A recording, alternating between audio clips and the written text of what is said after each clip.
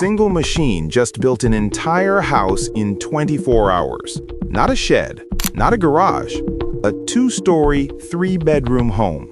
While you slept last night, robots in Texas poured concrete, installed windows, and finished a building that would normally take 6 months. But that's not even the most shocking part. In Germany, buildings now heal their own cracks. In Japan, bridges slide into place through thin air. And somewhere in Asia, a construction technique emerged that made international officials stop and stare in disbelief. The race to rebuild our world has begun, and the winners aren't who you'd expect. For decades, China dominated construction headlines. They built skyscrapers in weeks. Entire cities appeared overnight. The world watched in amazement, but something shifted in the last 5 years. America, Europe, Japan, they stopped playing catch-up. Instead, they created something different, something faster. These aren't just improvements on old methods. We're talking about buildings that grow like plants, concrete that thinks, machines that work while humans sleep. The construction industry is experiencing its biggest revolution since the invention of steel and concrete, and most people have no idea it's happening. Right now, in at least a dozen countries, crews are using techniques that would have seemed impossible 10 years ago. Some of these methods are so efficient, they're completing projects in 1/10 the normal time. The cost savings? In some cases, over 60%. But speed and savings aren't the real story here. Wait until you see how they're actually doing it. Let's start with the machine that's causing all the chaos, the 3D concrete printer. Picture a robotic arm the size of a crane. It moves on tracks around a foundation, squeezing out concrete like toothpaste from a tube. Layer by layer, walls rise from nothing. No bricks, no blocks, just continuous concrete forming whatever shape the computer tells it to create. A company in Austin printed a 2,000 square foot home in less than 24 hours. The concrete dried as it printed. By morning, the structure was ready for windows and wiring. Traditional construction, 4 to 6 months minimum. This machine did it in a day. But here's what nobody talks about: the precision. Every layer lands exactly where it needs to. No human error, no gaps, no corrections needed. The walls come out smoother than traditional construction could ever achieve. Now, combine that with what's happening in Europe: modular construction. Entire building sections, complete with plumbing, electrical, even furniture, manufactured in factories. These aren't mobile homes. We're talking luxury apartments, office buildings, even hospitals. The modules arrive on trucks, and crews stack them like shipping containers. A hotel in Sweden went from empty lot to fully operational in 48 hours. Each room was built in a factory, transported to the site, and clicked into place. Guests checked in 2 days after construction started. The traditional method would have taken 18 months. Then there's bridge launching. In Japan, they built a 400-foot bridge in one night. Not piece by piece. The entire bridge was assembled beside the highway, then machines slid it sideways into position while traffic slept. Morning commuters drove over a bridge that didn't exist 12 hours earlier. Engineers call these techniques disruptive. That's an understatement. But the speed revolution is only part of the story. Some of these new methods don't just build fast, they build smart. Here's where construction gets strange. Scientists in the Netherlands created concrete that heals itself, not eventually, not with repairs, on its own. They mixed bacteria into the concrete. Sounds crazy until you understand what happens next.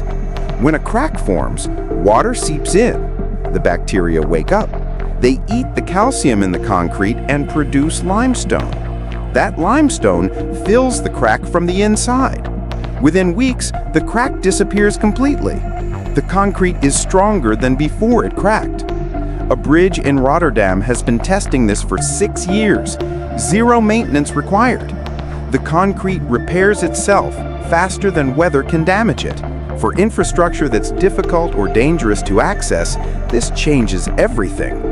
But bacteria aren't the only organisms being put to work. In Hamburg, an office building has walls filled with living algae, not decoration. The algae are the heating system. Glass panels filled with water and algae cover the building's south side.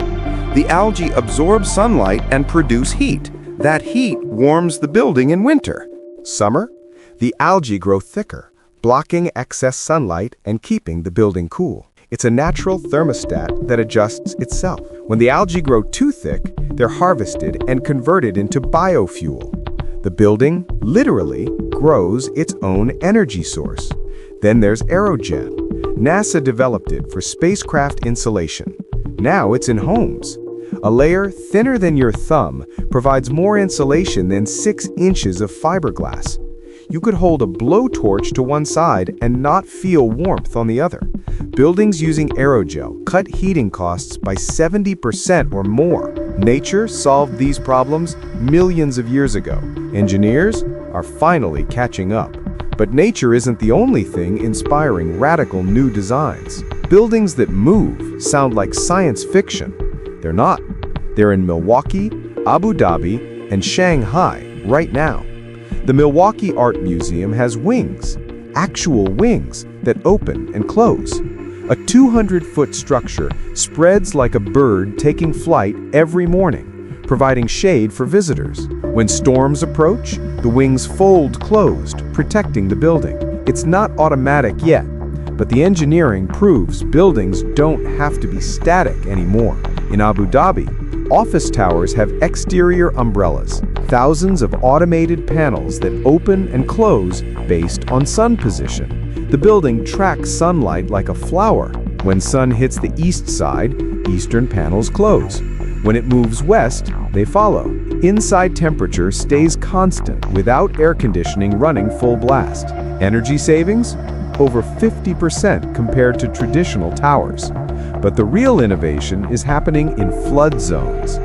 Louisiana is testing amphibious foundations, houses built on special bases that float when floods come. The foundation is anchored to deep posts, so the house rises with the water level, then settles back down when water recedes. A family rode out a flood in their home last year. Water rose 8 feet. Their house rose with it. When the water left, the house settled back onto its foundation. 0 damage. Meanwhile, every traditional home on their street was destroyed.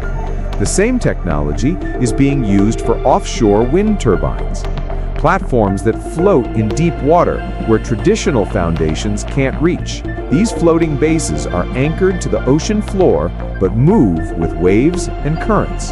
The ocean is no longer off limits for construction.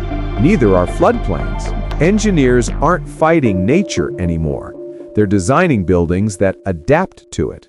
And some are taking that concept even further. Concrete from an air pump. That's what Italian engineers created with inflatable concrete. They blow up a giant balloon shaped like a dome, cover it with steel mesh, spray concrete over everything, wait for it to dry, deflate the balloon. What remains is a freestanding concrete building. The method is being used for emergency shelters in disaster zones. A team of 4 can build a 40-foot dome in 2 days. Traditional construction would need weeks and 10 times the crew. The same balloon can be reused dozens of times. Then there's concrete that glows in the dark, not with electricity, with stored sunlight. German scientists embedded phosphorescent materials into concrete mix. During the day, it absorbs light. At night, it releases that light as a soft glow. Highways and test areas use this concrete for lane markers. No paint needed, no reflectors. The road itself glows, showing drivers where to go. If this scales up, streetlights could become obsolete. But perhaps the strangest innovation is 3D knitted formwork. Industrial knitting machines create fabric molds for concrete. The fabric is stretched into complex curved shapes that rigid molds could never achieve. Concrete is sprayed on. The fabric stays inside, becoming part of the structure. A building in Mexico used this method. The fabric mold weighed 55 pounds. The finished concrete structure weighs 5 tons, and it's freestanding with curves and waves that would be impossible with traditional methods. The construction site has no workers, just machines. That's not future speculation. It's happening in Singapore right now. Autonomous bricklaying robots place 3,000 bricks per day. A human mason averages 500. The robot doesn't take breaks, doesn't make mistakes, works 24 hours straight. One robot replaces 6 workers and finishes the job in a quarter of the time. There are robots for every task now. Concrete pourers that level floors to laser precision. Window installers that measure, cut, and seal glass panels. Even autonomous bulldozers that grade land without human operators. A high-rise in Tokyo was built with 80% robotic labor. Human workers only handled final inspections and specialized tasks robots couldn't manage yet. The building finished 4 months ahead of schedule and 30% under budget. But robots have limitations. They can't adapt to unexpected problems, can't make creative decisions, can't handle tasks outside their programming. That's why the most effective construction sites use human-robot teams. Robots handle repetitive, precise work. Humans manage planning, problem-solving, and oversight. The construction workforce isn't disappearing. It's evolving. Workers are becoming robot supervisors. The physical demand drops. The technical skill requirement increases. And the speed of construction? It's reaching levels that seemed impossible 5 years ago. Yet there's still one method that's faster than all of them. Numbers tell the real story. A neighborhood in Mexico, 50 homes, 3D printed in 4 months. Traditional construction timeline for the same project? 2 years minimum. Cost per home? $4,000. The average Mexican home costs $45,000 to build conventionally. These aren't experimental structures. Families live there now. The homes have survived earthquakes, heavy rains, and extreme heat. Some are 3 years old and showing no signs of degradation. In China, a company printed a 5-story apartment building, not the frame, the entire building, including decorative elements and curved walls. Construction time, 1 week. A conventional building that size takes 6 months. Denmark built a public housing complex using modular construction. 60 apartments assembled in 3 weeks. Each module arrived complete with kitchens installed, bathrooms tiled, floors finished. Crews stacked them, connected utilities, and families moved in. The buildings meet the same safety codes as traditionally built structures. Numbers tell the real story. A neighborhood in Mexico, 50 homes, 3D printed in 4 months. Traditional construction timeline for the same project? 2 years minimum. Cost per home? $4,000. The average Mexican home costs $45,000 to build conventionally. These aren't experimental structures. Families live there now. The homes have survived earthquakes, heavy rains, and extreme heat. Some are 3 years old and showing no signs of degradation. In China, a company printed a 5-story apartment building, not the frame, the entire building, including decorative elements and curved walls. Construction time, 1 week. A conventional building that size takes 6 months. Denmark built a public housing complex using modular construction. 60 apartments assembled in 3 weeks. Each module arrived complete with kitchens installed, bathrooms tiled, floors finished. Crews stacked them, connected utilities, and families moved in. The buildings meet the same safety codes as traditionally built structures. They're just finished 90% faster. The BIQ house in Hamburg with algae facades has been operational since 2013. Energy costs are 30% lower than comparable buildings. The algae system has operated continuously for over a decade with minimal maintenance. A bridge in the Netherlands uses self-healing concrete. It's been monitored for 8 years. Cracks that formed in year 2 have completely disappeared. Traditional concrete bridges require major repairs every 10 to 15 years. This one may never need them. The technology isn't experimental anymore. It's proven, and it's scaling up. Multiple countries are now building entire communities using these methods. The question isn't whether this technology works, it's why more places aren't using it yet. And that brings us back to that moment.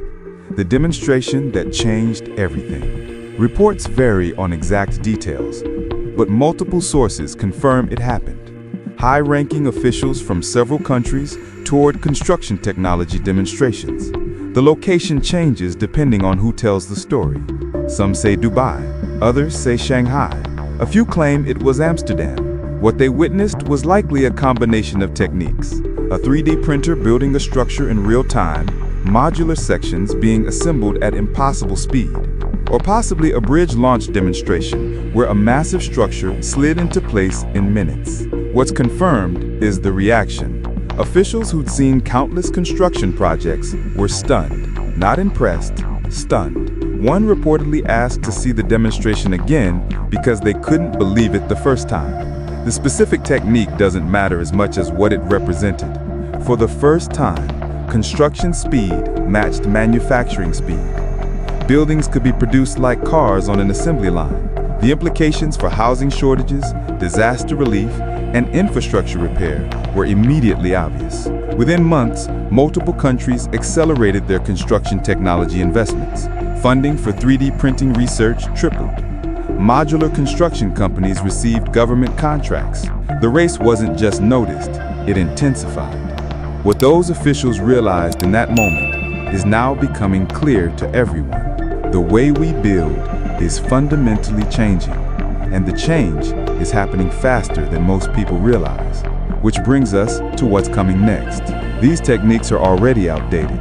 In labs across 3 continents, engineers are testing construction methods that make 3D printing look slow, buildings that assemble themselves from smart materials, concrete that changes properties based on weather, structures that grow stronger over time instead of weaker. One technique in development uses sound waves to position materials mid-air, building without touching anything. Another uses swarms of tiny robots instead of one large machine. Early tests suggest construction speeds 50 times faster than current methods. The real question isn't what's possible, it's what happens when these technologies become standard. And that answer is closer than you think.